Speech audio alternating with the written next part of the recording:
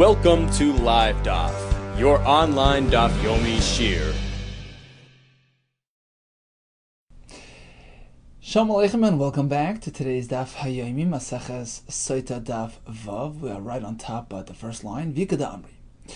So we're back to the Mishnah where we learned that a SOTAH, a married woman who was suspected of interacting with a stranger in an inappropriate manner, and she underwent the Kinoi Vestira stages, which means that the husband warned her and she violated his warning. She went ahead and was misyached, went into hiding with this fellow.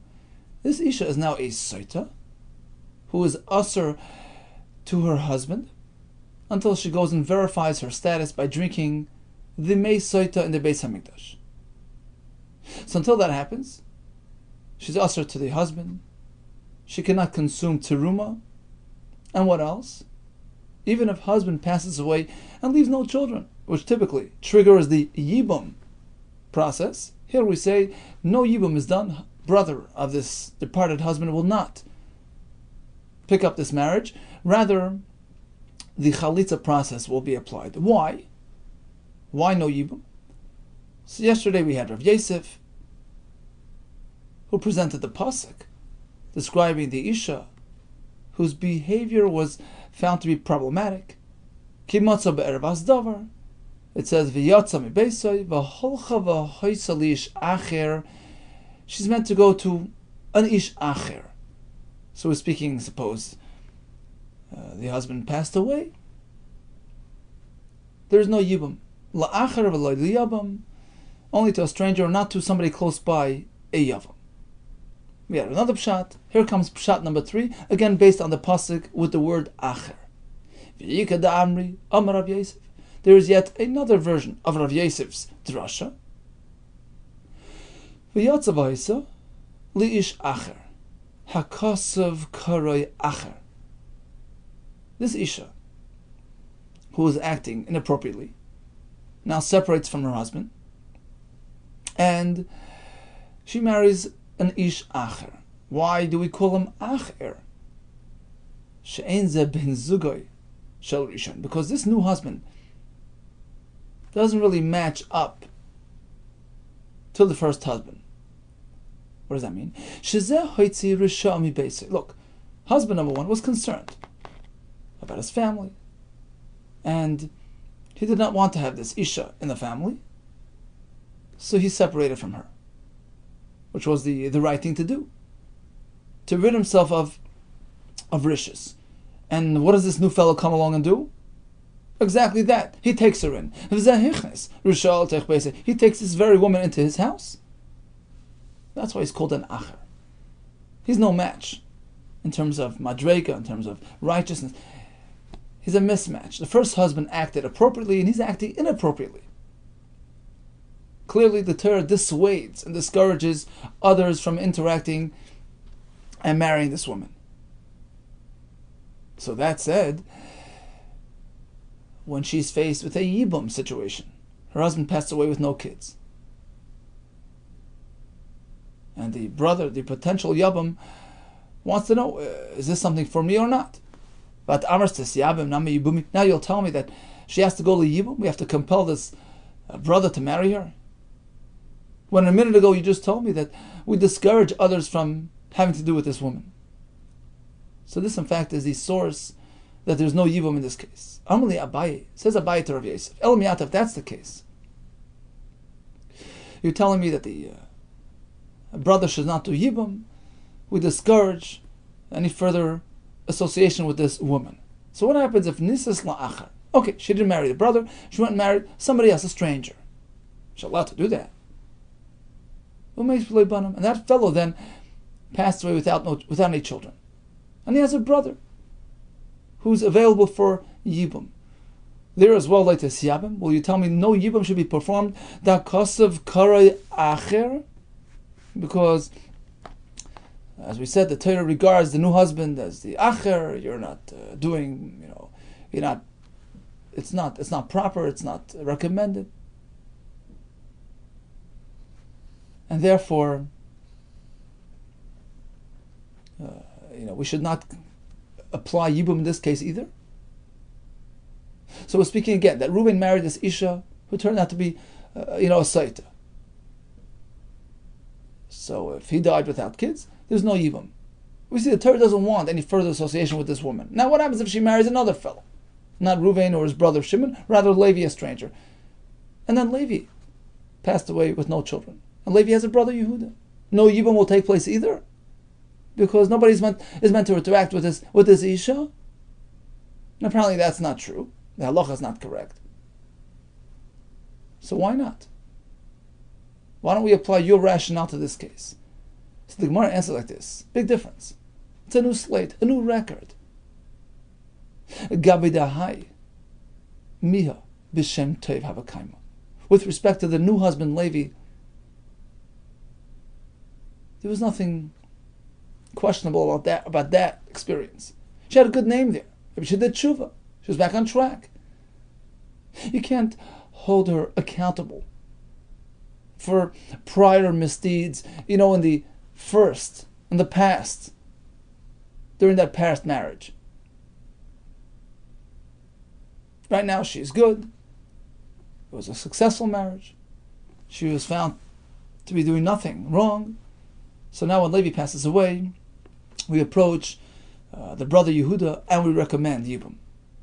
So bottom line is, Rav Yosef teaches us there's no Yibum by a SOTAH because of the pasuk V'yatzim Beisai V'achalish Acher, which indicates that we don't want any further interaction with this Isha, and therefore we don't do Yibum. Rava Amar Kal V'chaimer. This halacha can be learned through a Kal V'chaimer. Im Nasra b'mutar la. If this SOTAH process triggered an Isser with respect to her husband, who was up until now mutar with her, so it sort of changed heter into Isser, right? If Tukina Vestira, she's Asr with her husband. Im Nasra b'mutar la. If this SOTAH experienced turned the heter into Isser, of course, with respect to the brother, the Yavam, with whom she was Asr all along, it certainly cannot allow that to become mutar. If it turned something permissible into something prohibited, certainly it can't take something Asr and turn it into mutar.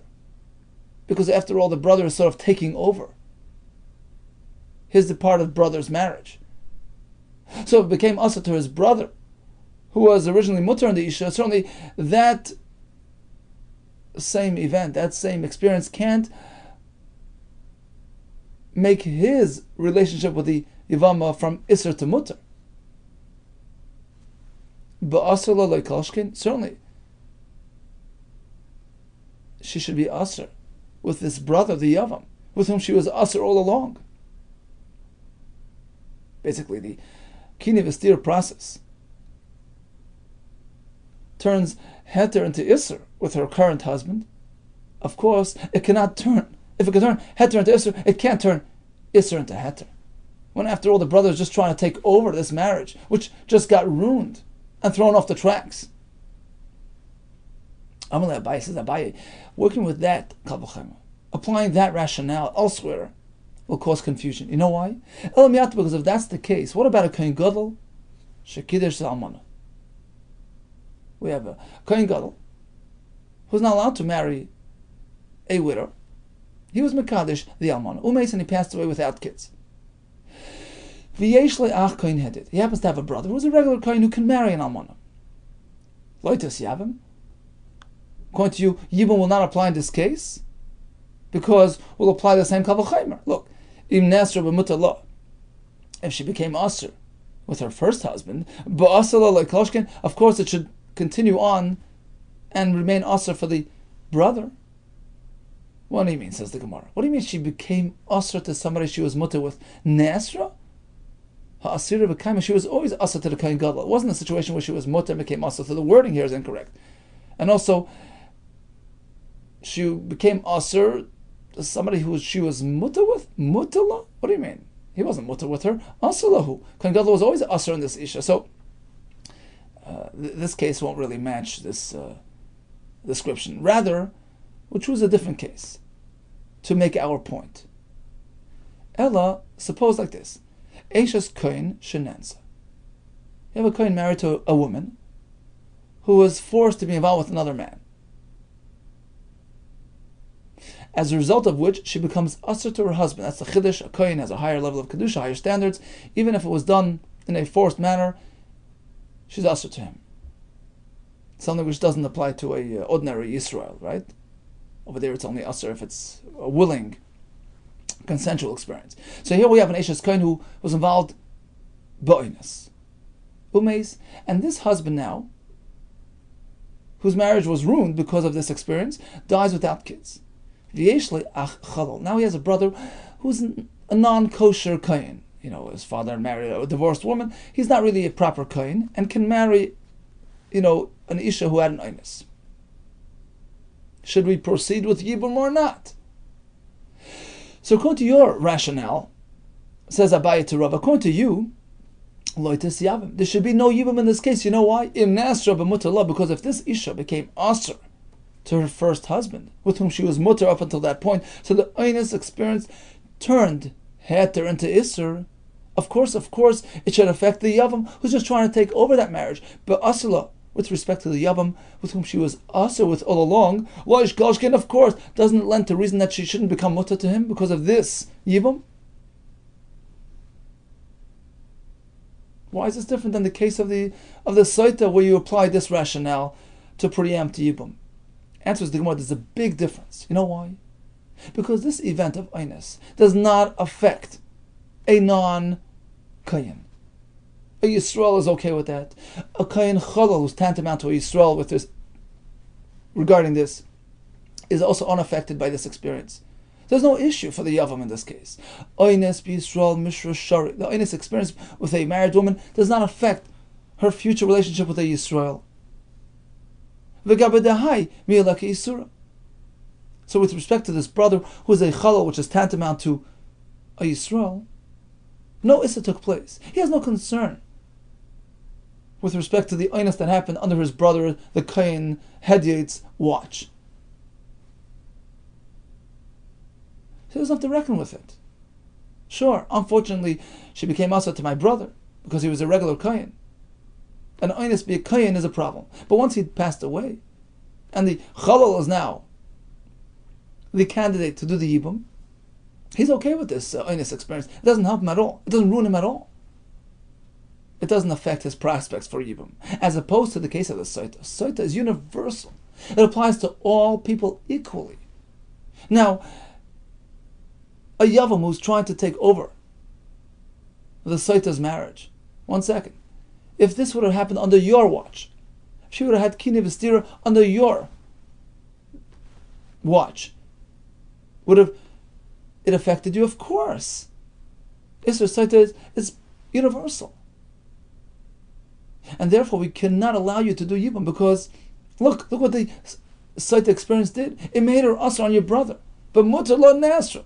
It turned heter into isra. Now you're coming to just take over your brother's marriage. So that issa carries over to you. It certainly can't make you who are asr to her, it can't turn that into heter. It can't give you the green light to do the yibum.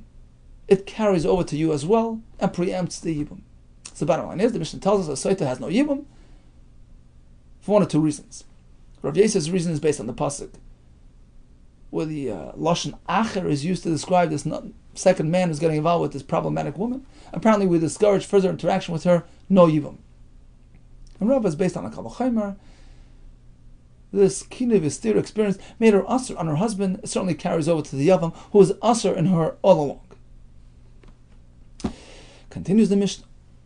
Ve'elu asuros melechel b'truma. So in the previous Mishnah, we learned that an isha who went through kine v'stira is temporarily asr with her husband with respect to truma until she verifies her status, clears up her record by way of drinking the mei SOTAH in the Beis Hamikdash. But in the following cases, the issa will remain permanently because there is no mei SOTAH option anymore. Look, ve'elu asuros melechel b'truma. In the following cases, the Isser Truma remains permanent, the Isser to her husband remains permanent. We have 5 examples. The Isha claims, look, sorry, I was involved with this man, I really interacted with him as married. That's it. Show's over, there's no drinking, she's Asr. Or Adam came and testified as such. Or she says, you know what, I'm not drinking this water. Or or husband refuses to drink, give her the drink. Or husband was involved with her as married on the way up to Beis HaMikdash, which is a problem. And that renders the water ineffective. So in this case, the Issa remains permanently. Says the Gemara, Amar Rav Amram, the following halacha, Amar Lan Rav Sheshes. Rav Sheshes taught us this halacha, and in fact he proved it to us. Ve'anhar Lan Einan, and he enlightened us. He opened our eyes up to this halacha. He proved this halacha from where? None other than our Mishnah Mimas Nisan. So what was the halacha first? SOTAH sheyesh la'edem b'dinas hayam. We have an Isha who went through kinoi v'stira, but we happen to know, or even if we don't know, there happen to be Edom far away, the other side of the globe, that are aware of the fact that she actually became Tameh. She was involved with this man as married. In this type of situation, there's nothing to check. The water will not have any effect on her. My timer, how do you know this? Pasuk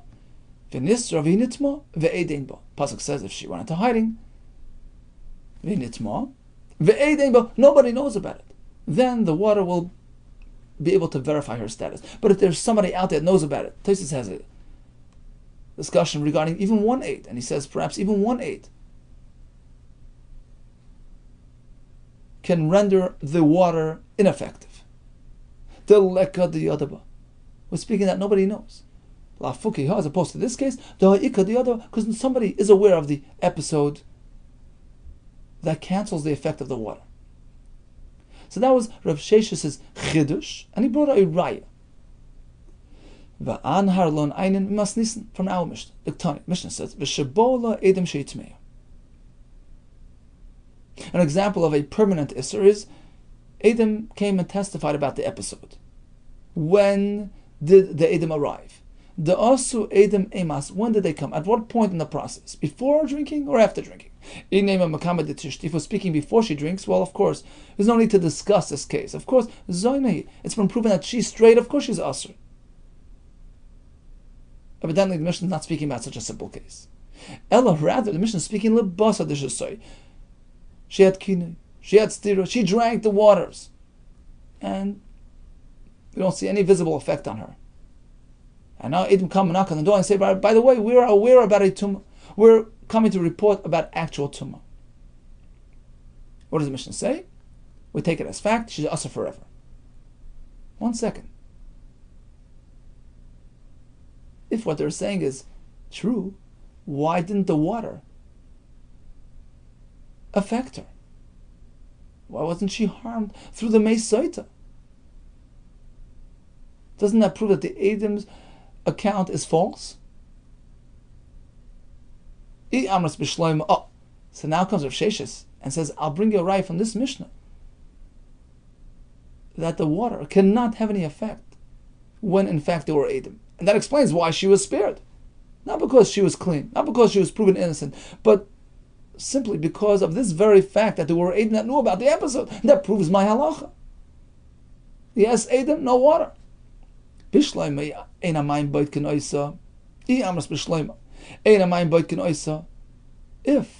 you agree with me that if there is a presence, there's some sort of knowledge out there about the episode that renders the water ineffective, shaper, then the halacha of the Mishnah is fully understood. She drank the water, no visible effect. Then they didn't come and testify that she was Tmeya. Oh, that explains why the water had no effect, because Mayim is not Baidik when there are Edom. But if you would disagree with me, and you would say that even when there are Edom that know about the story, the water can still be Baidik, well, in this case, in the Mishnah, she already drank the water, we see no effect. Doesn't that disprove the Edom's account? Tigli Muslim afraid. This should reveal to us about the actual fact, the Saad, the Shakrin, that the Edom are speaking nonsense. It should be a retroactive proof against the Edom. The fact that the waters had no effect on her way back is a raya that the Edom are speaking false. Rather, the fact that the Mishnah trusts the Edom tells us that the reason why the water didn't have any effect is because that's the halacha. When there is somebody that's yadaba, there's no water. Amali Rav Yosef. No, says Rav Yosef. There's no raya from the Mishnah. You know what? Perhaps even when Edom are aware of the episode, the water will still check her out. Question. In the Mishnah, the water had no effect on her. That can be attributed to a schus. She did a good deed which protects her from the waters. Now, apparently Rav Sheshes did consider our Mishnah as a raya to his shita. He holds that if in fact the mayim could be baidik even when there are Edom, then we should have seen some effect. Rashi says no, she was protected because perhaps she did righteous deeds, she did schusim. So, what's the point of the machlekes? Whether or not you can prove anything from our Mishnah. B'misnavna de Rebbe. See, Rebbe has a chiddush. This not. Rebbe Eimer, zuchus teile b'mayim amar. If an isha did schusim, it can protect her, it can delay the reaction. Ve'eni yoledes. Ve'eni mashbachas. Her health doesn't improve, she doesn't give birth.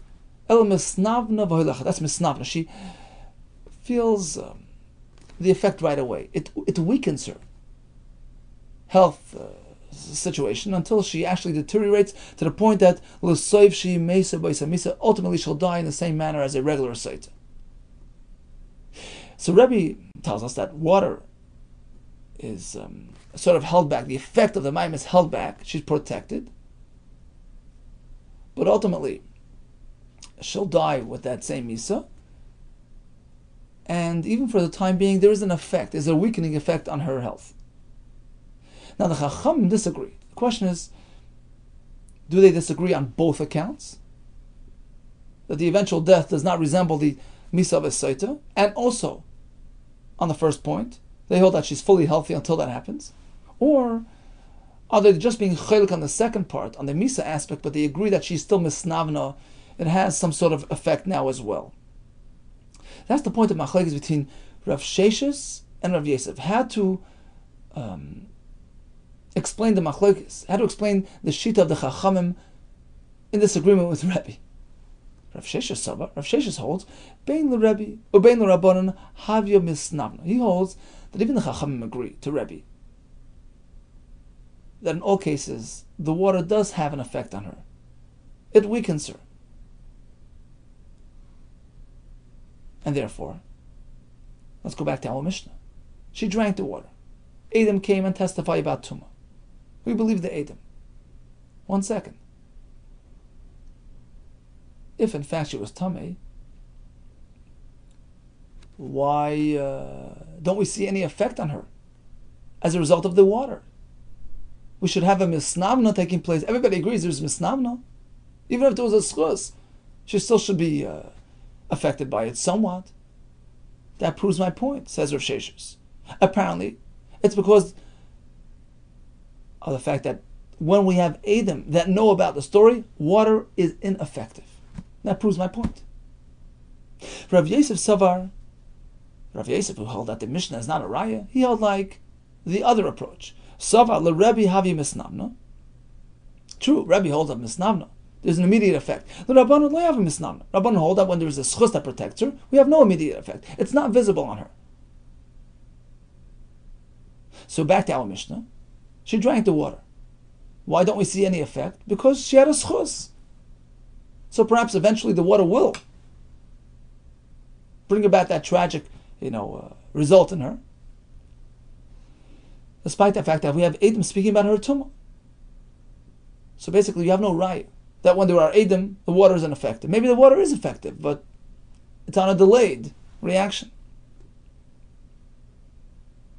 So bottom line is, Rav Sheshes tells us, Mayim is only boidik if there is nobody that knows about the story. But if there are Edom, even in Medina Sayyam, that are aware of the actual Tumah, that renders the water to be ineffective. He brought it right from the Mishnah, which Rav Yosef disputed. Ma'asiv Rav Sima bar Ashi. I have another kasha on Rav Sheshes' chiddush, that when there are Edom, the water is ineffective. Rav Shimon Eimer, he holds, Ein schus toila b'mayim marim. You should know, schusim don't protect an isha. You know why? For two reasons. Because if you suggest otherwise, you know what you're doing? First of all, you're mitigating the deterrent factor. Matcha, you're pushing away. Matcha ata esamayim b'pnei kol anoshim hashoises. You're taking away that element of fear.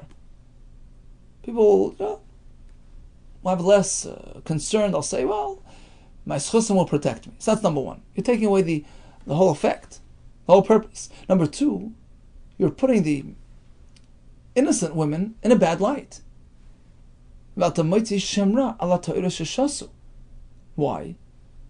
Because people will say, well, of course she's guilty, but they'll see her. It'll take a while. Right now she has chusam, it's protecting her, but she's really guilty. People will claim, well, the Isha who walked away from the water unscathed, they'll say, well, she's really guilty. But she was protected by schus. Therefore, says Reb Shimon, I don't agree with this idea of schus protecting. Frek the Gemara, 1 second. Vim Isa.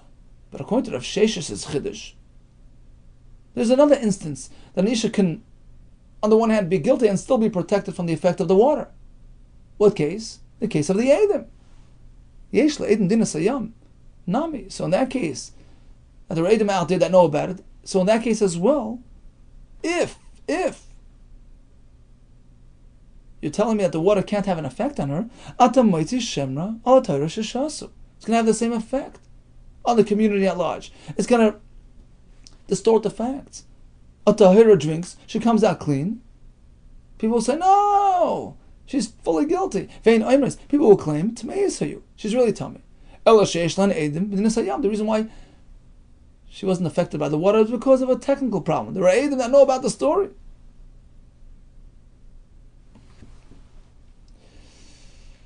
So according to Rav Sheshes, you're disrupting the whole process. So the Gemara, Reb Shimon Ka'amras. Okay, so this question was posed to feed Reb Shimon's concern.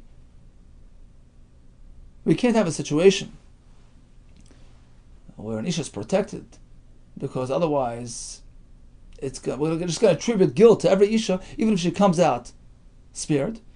Reb Shimon Ka'amras, you're right. Reb Shimon, midas chus le'Italia, according to Reb Shimon, just as chus can't protect and can't negate the effect of the waters, Edom nami lo'italu. Likewise, even if there are Edom that know about the tumah, she will not be spared from the effects of the waters. You're right. Rav Sheshes was not speaking according to Reb Shimon. According to Reb Shimon, this cannot be a factor. Says the Gemara, I have another kasha on Rav Sheshes, who says that when Edom know about the tumah, the mayim is not boidik. Masavra ve'elu shemin chaysein nisrafis. The following situations, we take the mincha which the SOTAH brings, made out of barley, we take it and we burn it, for lack of another option. So burning is typically a process applied to something which is kadesh, kedushas haguf. It rose to the level of inherent kedusha, and you can't just redeem it. The only option is burning. So in the SOTAH situation, you have cases where you just got to burn it. Haymeres tmiyani. She admits that she is tamei. That's it. There's nothing you can do with the mincha. There's no point in being makriv it. There's nothing to check. There's nothing to verify. Oh, this is the punchline. Edom came and told us about the tumah.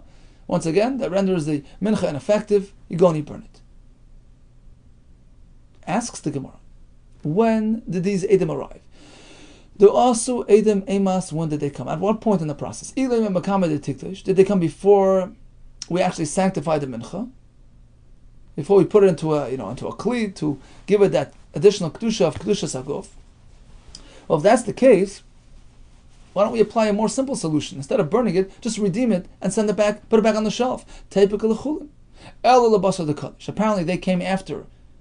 This mincha was already at the point of kedushas haguf. It wasn't a klisharis. You can't just redeem it. So you have to burn it. Asks the Gemara, why burn it? If you suppose that even when there are Edom that are aware about the facts, the water can still verify the situation, she's still eligible for drinking of the waters and be makiv of the mincha, which is really one process. Alma bas migdash mikravi. So she's eligible for bringing the mincha, making a kaddish, and the mincha is going to be brought in the mizbeach. Right? She's a bas migdash and mikravi. She's in need of the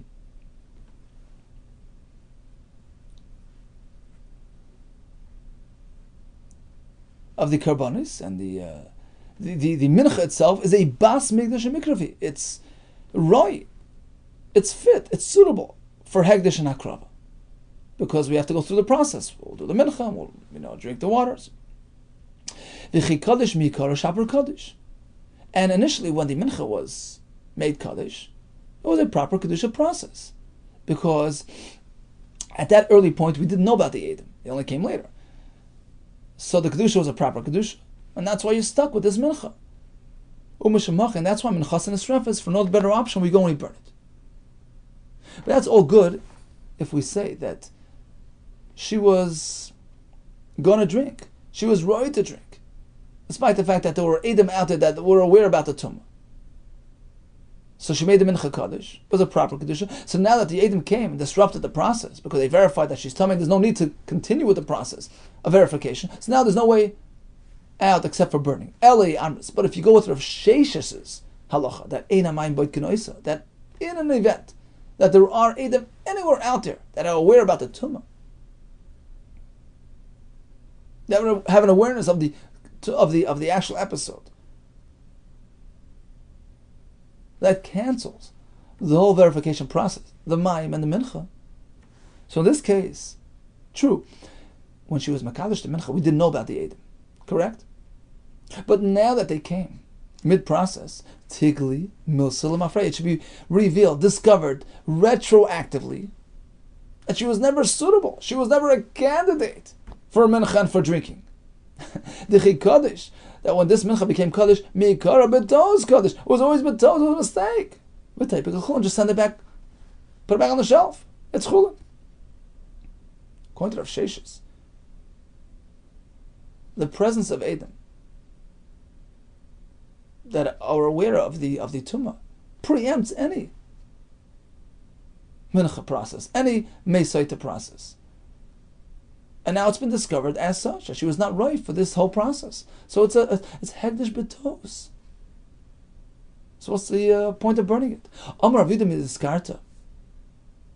We're not speaking that she was tummy, that it's been discovered that she was tummy at the point of the mincha, when the mincha became kaddish. No, it's a recent event, it's a current event. She was magdish to mincha, and then she became tummy. So the mincha was niskadish, she was a regular SOTAH.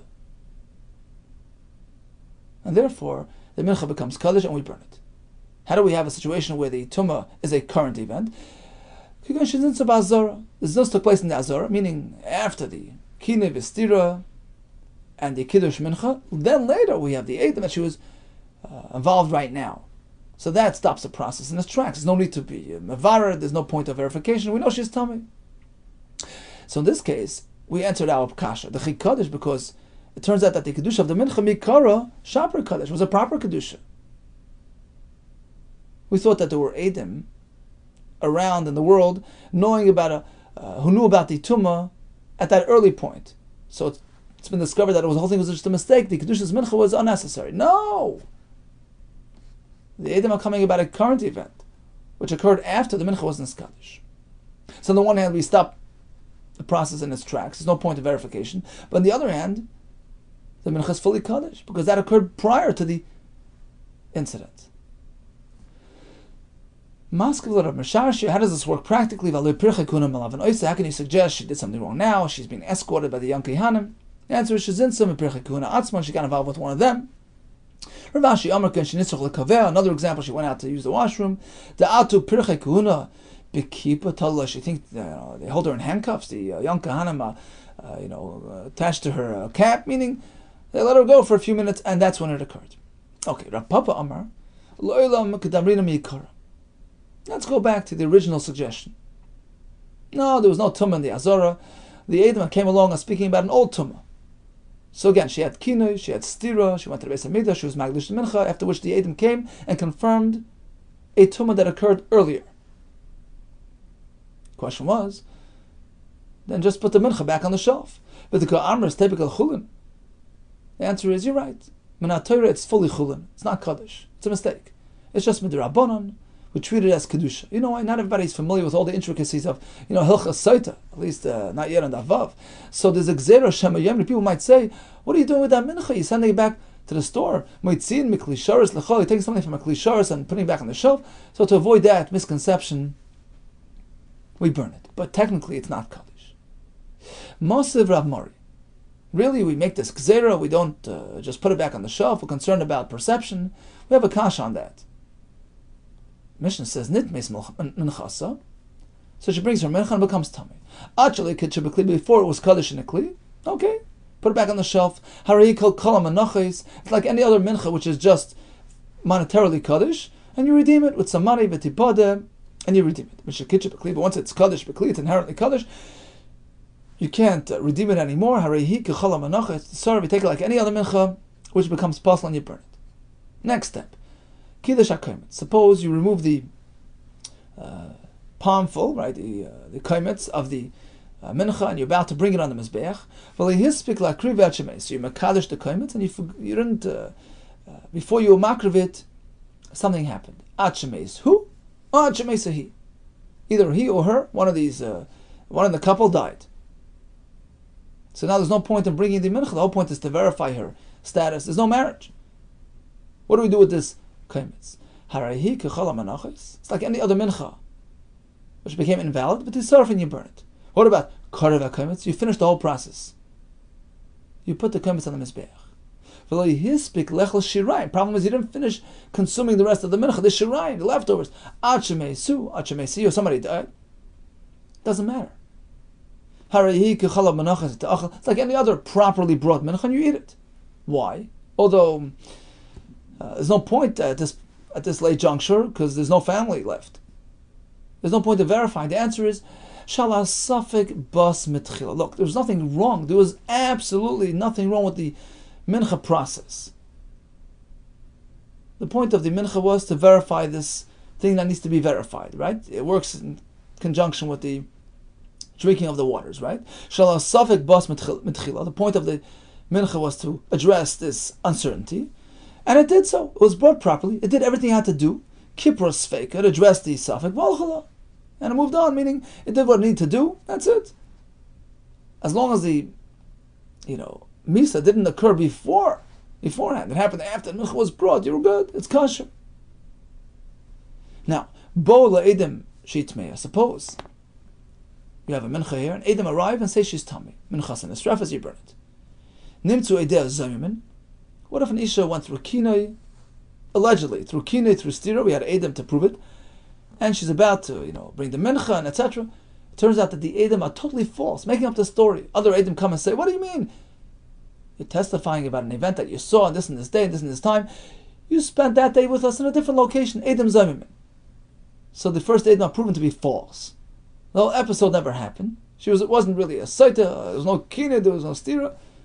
What do we do with the mincha that we have on hand? Minchasa chulin, we treat it as chulin, and we don't need to burn it. Chulin, what happened to confusion? What happened to misconception? We had a gzera before. We don't just take things from the klisharis and treat it as chulin. People might think that we're taking something kaddish and treating it as chayil. Answers the Gemara, this is an exception. This is a very unusual situation. Edom zaymimin ka'amris. You're asking from Edom zaymimin. Edom zaymimin kalis lu. Everybody knows it's big news. How often do we have Edom zaymimin? So once everybody hears the facts, they'll understand why this mincha is really not kaddish. There's no concern of misconception. So Once again, we have Rav Shesh's Chiddush, based on a pasuk, right from the Mishnah.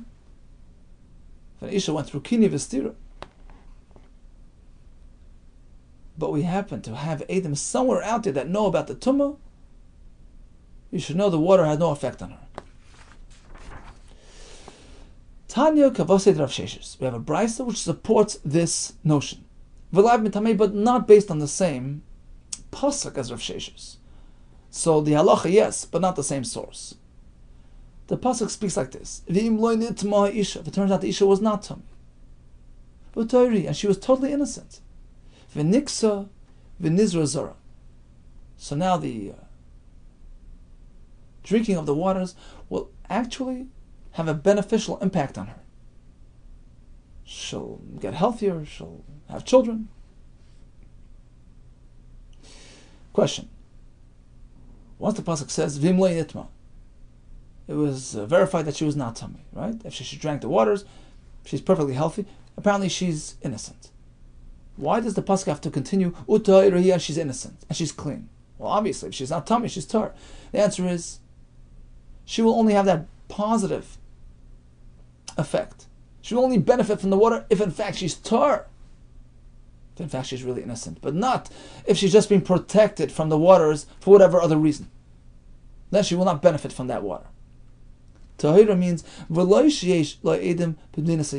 as opposed to a case where she's protected from the waters because of a technical issue, because there are Edom out there that know about the Tumah, which is a preemptor. It protects her from the water. That's not what the pasuk means. In this case, she won't benefit from the waters. She's really guilty, but it's technicality that's preventing the water from affecting her. The pasuk says utahira with a vav. The vav refers to another situation similar to this one, as opposed to a situation where she's really guilty, but she's being protected from the waters because of a schus that she did. Once again, she will not benefit from the waters.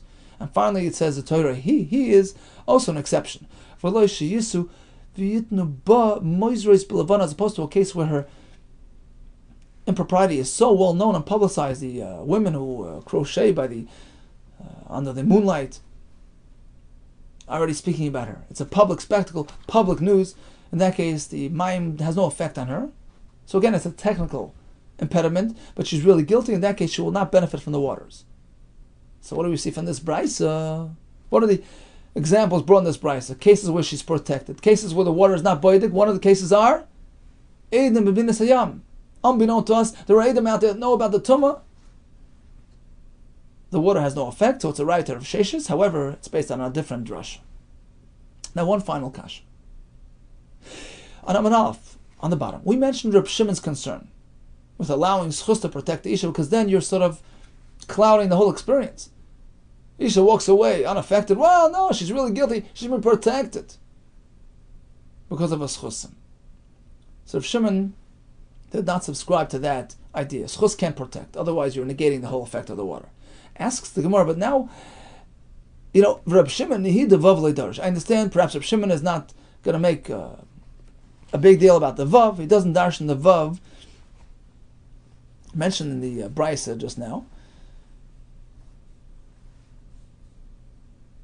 referring to the schus protecting her. He doesn't agree with that idea. Okay, but what about the word tahira, utahiri, which is an extra word, which the brisa applied to the case of the Edom, that when there are Edom, water doesn't affect her. What happened to that case, which is based on a word in the Torah? Basically, the kasha is, if we say that, yes, Edom, no water, so if Isha walks away unaffected, well, she's guilty. No water because of the Edom. Answers the Gemara, lo shchicha. How common is it to have some Edom out there that know about it? Nobody will attribute her walking out unscathed to the presence of Edom out there in China. It's a very unlikely, uncommon situation. Nobody will blame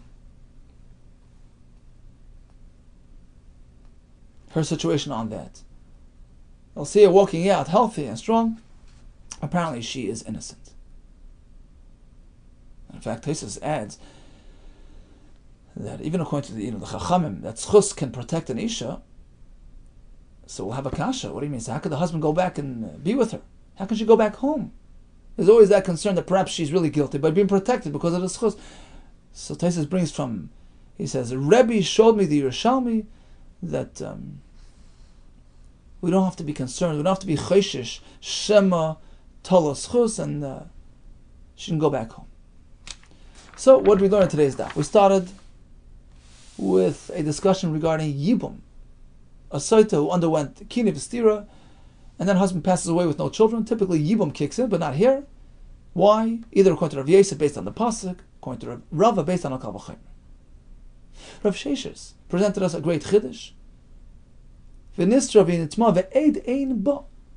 The mime is only baidik when nobody knows if there was tuma. But if somebody out there knows about it, even if it's unbeknown to us, the water is ineffective. He brought a raya from our Mishnah, which Rav Yosef disputed. Ultimately, we had a raya from another brisa, from another pasuk to the same halacha, that if there are Edom out there, there's no point in the bdika, the water is ineffective. Hatzlacha Rabba to you, Suras Tevis, and all the best.